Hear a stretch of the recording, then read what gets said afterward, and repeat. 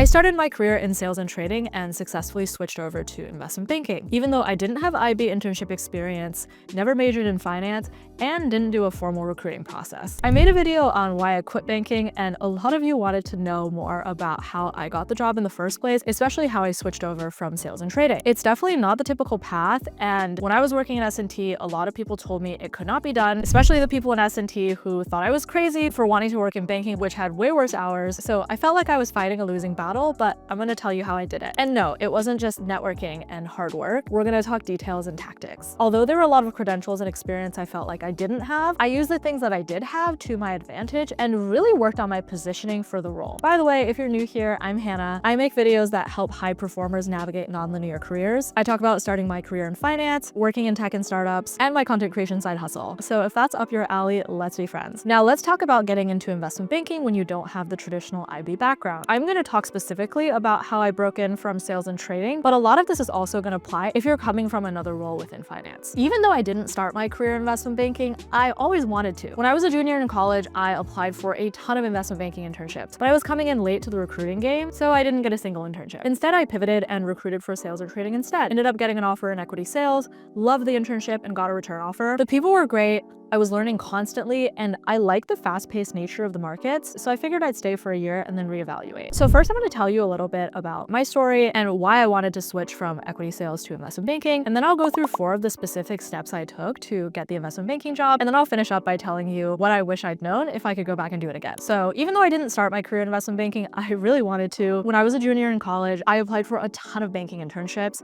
Unfortunately, I was late to the recruiting game and didn't have any finance experience, so I got 0 internships. Instead, I pivoted and recruited for sales and trading. Got an offer in equity sales, loved the internship, and got a return offer. The people were great. I was learning constantly, and I really liked the fast-paced nature of the markets. So I figured I'd stay for a year and reevaluate, but after 6 months, it got kind of old, and I noticed a couple things about sales and trading that gave me some concerns for the long run. The first thing was you get a really broad understanding of the markets and companies, but you never get to go deep. You might know a little bit about every stock in an index, but you don't get to go deep in understanding a company or an industry. So after a while, every day kind of feels the same. And I also realized that I didn't primarily want to be a salesperson. And even though it's true every job, especially at a senior level, is a sales job at the end of the day, I didn't want client coverage and account management to be my entire job. I ultimately wanted to build something of my own, and I wasn't going to get those operating skills from sales and trading. And lastly, this is related to the first 2, but S&T doesn't have the kinds of exit opportunities as investment banking, especially for me because I didn't want to be investor relations at a hedge fund or pivot into sales in a different industry. On the other hand, in investment banking, you're developing a deep understanding of industries and companies that you work with, and you're really setting yourself up for a wider range of exit opportunities. At the time, I was really interested in doing private equity because obviously the money, the prestige, and that was only possible if you did IB. Obviously things have changed, but that was also a big reason why I wanted to go into investment banking. So after I decided that I really wanted to switch into investment banking, the first thing that I did was learn the IB skill set using the resources I already had. The biggest issue when you're switching to investment banking is that you are competing with so many people who have been prepping for investment banking their entire lives.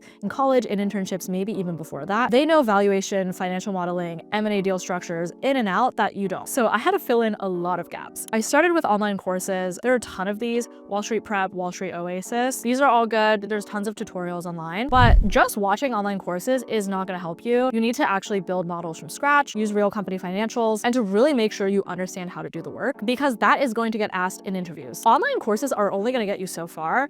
If you work in a role like sales and trading or a different role in finance, you can try to do what I did and use the resources that are available to you in your bank. So for me, because I worked closely with equity research, I had access to equity research reports. So I used those to understand how companies were valued and analyzed. If you don't have access to those, there are also ways you can get these online. You might not be able to see reports from banks like Morgan Stanley or JP Morgan, but you may be able to get them from places like Morningstar or lower tier banks. These are still going to be helpful. I also set up coffee chats with research analysts within the bank because they worked closely with bankers and understood what mattered in investment banking, and I already had those relationships with them. Their insights were way more relevant than anything I could Google. And the real game changer is that it let me speak the language that equity research analysts, investment bankers use, so I already sounded like I worked in the role. This is a step even further, but I really wanted to be in banking, so I asked my boss in sales at the time if I could join a training session for new investment banking analysts at my bank. This was completely out of the ordinary, kind of a crazy ask, but I told my boss that I really wanted to better understand the fundamentals of companies and how to analyze them, and he let me do it. Think outside the box. If there's any way you can get access to materials, resources, trainings that will let you think and speak and model like an investment banker,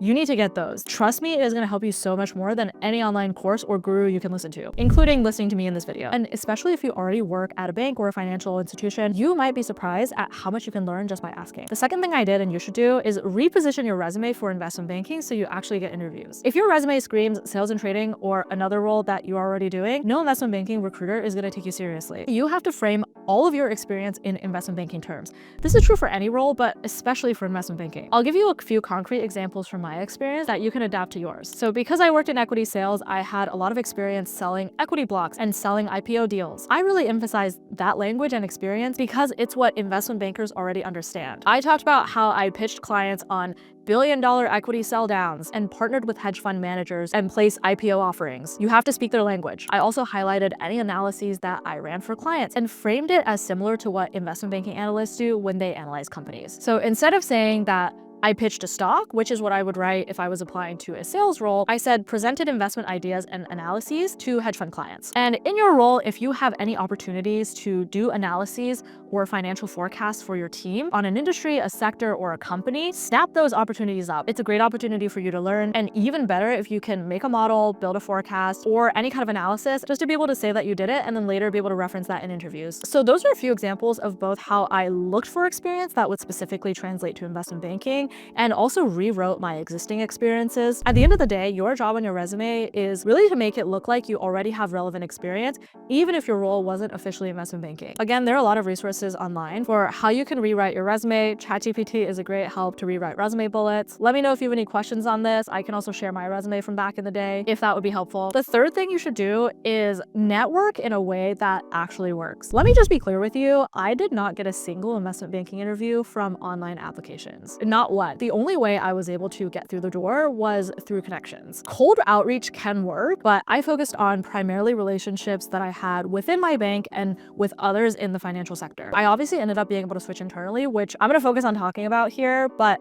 I actually got an interview at a different bank through a friend of a friend I met at a party. So you never know where an opportunity is going to come from, especially in the finance world. A lot of people just know each other, especially in big cities like New York and Hong Kong, which is where I was at the time. So focus on those relationships. For me, what really worked was switching internally. I know this is tricky because you probably don't want people in your current team to know that you're looking for a different role. It can be really awkward. Trust me when I say this, if you have a manager who supports you and can see a long-term future for you at the bank, which I was lucky enough to have, they might be your biggest champion in this. Basically, I told my boss that I was interested in investment banking about 6 months into the job, and instead of holding me back, he became my greatest advocate. He set up coffee chats for me with people he had good relationships with in investment banking, helped me figure out my strategy, and really vouched for me internally. Because the thing you have to realize is that senior people in banking really want you to stay at the bank if they see potential in you. So if you can frame your transition as a way to grow with the firm, learn about a different part of the business, senior people are going to want to help you. And if it's too awkward to tell your direct manager,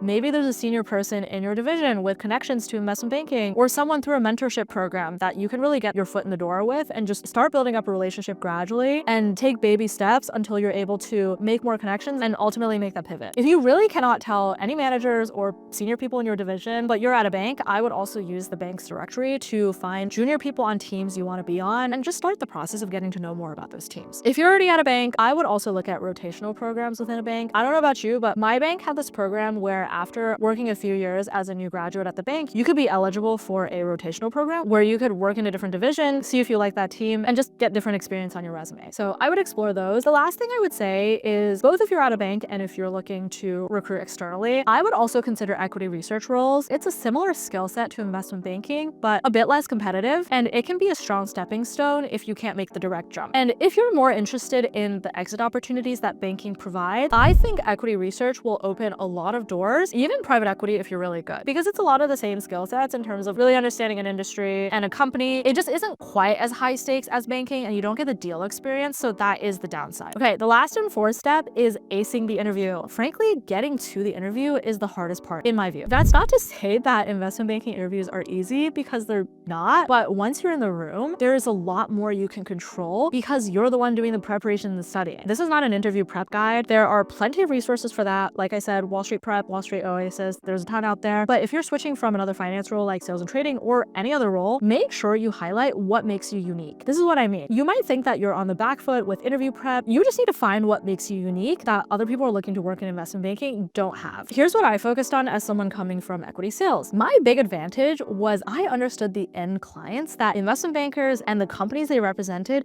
wanted to sell their stock to. I had that sales experience, and this might not be the case at the analyst or associate level in banking, but at the senior level, bankers are just salespeople. Their job is to win deals. If you come from a client-facing role like I did, play it up that you understand how to cover a client. You see a long-term future for yourself as an investment banker, and your sales experience is going to serve you well in the long run. Because I worked in equity sales, I also understood the market. So I was able to connect investment banking technicals back to real market events when I was telling a story, talk about clients that I worked with, deals that I worked on, to just show that I have that real world finance knowledge that sometimes investment bankers don't actually have because they're so deep in the data and the analysis and the pitch books, and they're not thinking about the broader market implications of their work. I also framed my transition as a natural next step rather than a total pivot. Specifically, I went with the angle that I wanted a long-term career in finance. Obviously that has changed, but that was true at the time, and I used it to tell a story of wanting to work at different divisions to understand how the entire bank works together. So moral of the story for interview prep: do the technicals, prep the cases, understand modeling, be able to do a modeling test if you need to, but bigger picture,